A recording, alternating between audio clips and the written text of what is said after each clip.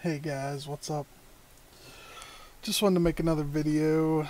So, my last video was a little trolly. So I actually wanted to show you guys the strategy for farming the new sword in case you guys want one for yourselves. It's not that hard to get at all.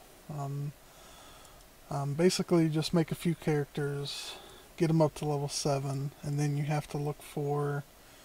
You basically, as soon as you hit, like, you want to kill everything in Twilight Strand as you're leveling up. Now, I made a bunch of shadows because, when I first made characters, I just thought it was all about killing Hillock as fast as possible, right? So I made shadows because I'm like, just get to Hillock, kill Hillock fast as possible. That's all you got to worry about. But then we found out. Like, I was making characters and deleting them. And then we found out that you needed to hit level 7. Well, I had already made like 4 or 5 characters because I decided that was the way I was going to farm instead of deleting characters. But then found out that you really don't get the sword until level 7. That's when the special version of Hillock can appear, the Uber Hillock, as people call it.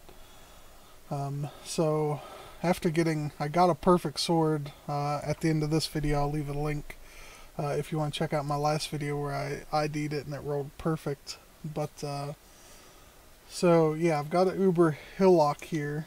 I just ran up and saw him, and I'll show you guys how to identify when it is a Uber Hillock. You see the sword on Hillock is glowing green. See how it has that green glow on it? That means it's a Uber Hillock. Right, that sword doesn't look like that. He's actually got the Oni-Goroshi stuck in his face. Alright, so when I kill Hillock, he is actually a little more powerful, so you do have to be careful. Well, you don't have to be careful. He's still super easy. But he's a little harder to kill than what normal Hillock is, and then bam, you get the sword. I'm pretty sure it's 100% drop as long as you got the Uber. Let's see if I get another perfect one here. 89%, one off perfect, 90% max, 70 is the lowest, so this is still a really good sword. So yeah, I have a few more characters. I might try to get a couple more of these swords. I should have turned my volume up so you guys could hear. But maybe I'll just leave that for you guys to get. She does have a thing that she says in zones and stuff, which is kind of cool. As you play the game, she has a ton of different things she says. So that's one of the reasons why I want to play a new character with a sword, is just to hear all the text that she actually. I know you guys couldn't hear it. I could barely hear it. But yeah, I'll definitely. I keep the game audio down because my mic isn't the greatest, so you guys won't be able to hear me if I actually turn the volume up. But yeah, she has these little things she says, and basically I don't think gear really matters at all. It's just better to get as much DPS, so you do want to ID stuff and just try to get as much damage as you can to take down the Uber Hillock a little bit easier. You saw how much I pounded on him there, and it took a little bit to get him down. So I'm going to go ahead and run this character in town because I don't really care about farming like more and more swords. I am going to probably keep one character just to, like at the end, I'll show you I've named one character a little different. And I'm probably gonna, once that character gets level 7, I'll probably just keep farming and farming and farming until I get a few swords. But I still have like 3 or 4 characters left now that I can farm this sword on. Ooh, man, lag coming in town. Holy cow. Get out of that. Get out of that town. Yeah, so that was 3. 2 was the one that I got on earlier, and then I made this one, Hillock's Bane. That's the character. Once I get it to 7, I'm actually going to leave that character in there and just keep farming just for fun. see if I can like fill its inventory up or something with those swords. I think that'd be cool. But I do want to finish. I think these other 3 characters were the original ones that I made. I want to go ahead and try to get the swords on them, and I'll run the Hillock here real quick. Once you get to level 7, it doesn't matter. Just run the Hillock as fast as possible. You don't have to kill anything, do anything at all. Just basically get to Hillock. Another thing,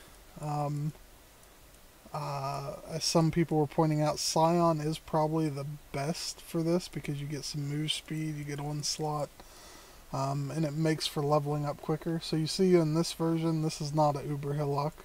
You'll see he doesn't have the glowing sword.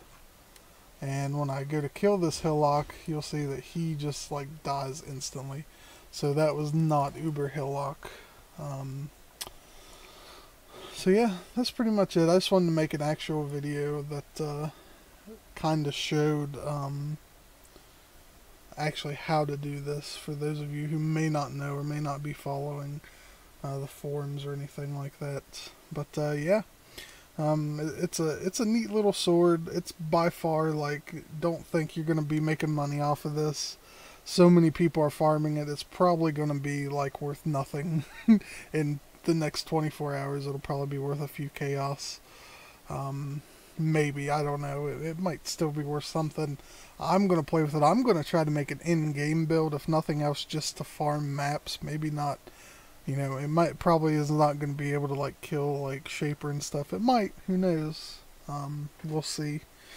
But at least farm maps. I think I'm going to make, like, a Molten Strike with the new Ancestor's Call, because I've been, like, watching other people play with Ancestor's Call, the new support gem.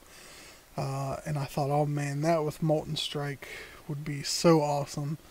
So I might try something with that, with some elemental burn damage with the sword. So anyways, guys, that's it. Not an insanely long video, but I just wanted it to be a little more informative than my last video. That was a little trolly and fun. But I was super excited when I finally got the sword, and that's what you know, that's what's so fun about this run, about getting the sword. Like, sure, you can, like, just collect the divination cards until you get lucky and get it.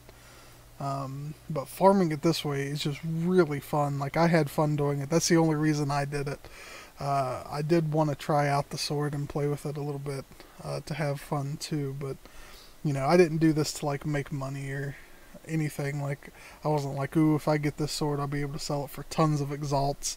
Like, I'm going to keep the swords because I think they're really cool, and I think the guy that designed them put a ton of work into doing this, and GGG probably put a ton of work in helping out with that. So yeah, I really respect some of these people that make uniques and put a ton of work into them. Especially this one has, like, all the voice lines and stuff as you go on. So yeah, we'll see. We'll see what we can do with it, guys. And make sure that if you like the video, hit that like button, hit subscribe for future videos. And if you have any comments about you know, any builds or anything you want to see in the future, just leave them in the comments below. And yeah, thank you guys for watching, and we'll see you later.